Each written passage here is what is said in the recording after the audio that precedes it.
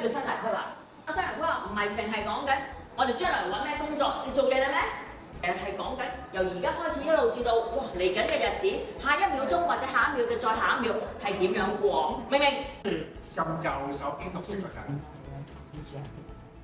係啦，就會出呢個方塊，係啦。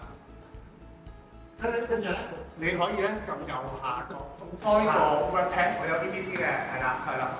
我係讀喇沙小學嘅，我讀宣道國際，所以我覺得係好奇妙，真係覺得係真係會做到嘅咯未來。Hello everyone, my name is Aiden Poon and I am 10 years old. I live in Hong Kong. 最開心係整嗰啲 AI 嗰啲相啦 ，introduce 我自己咯。我喺路德會梁巨樓小學，想成為一個獸醫。我覺得要好努力咁樣讀書先可以做到獸醫。我選擇成為獸醫對我嚟講係一個非常特別嘅決定。認識到原來咧，其實如果我識用 AI 同埋正確嘅方式咁用咧，其實係唔使驚俾 AI 取代嘅。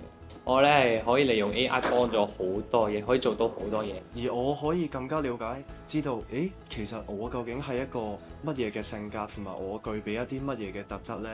從而我可以針對自己嘅性格，喺投放一啲合適嘅工作或者興趣裏邊啦，從而朝住呢個方向去發展，令到我喺日後可能對我嘅幫助好大，甚至乎可以超越而家嘅自己。我上完呢個 AI 之後呢，我真係去揾下自己嘅興趣其實喺邊度呢？我嘅作品其實係一個籃球嘅運動員嚟嘅，咁我就將自己個樣就 gen 咗上去一個職業嘅籃球運動員嘅身上嚟。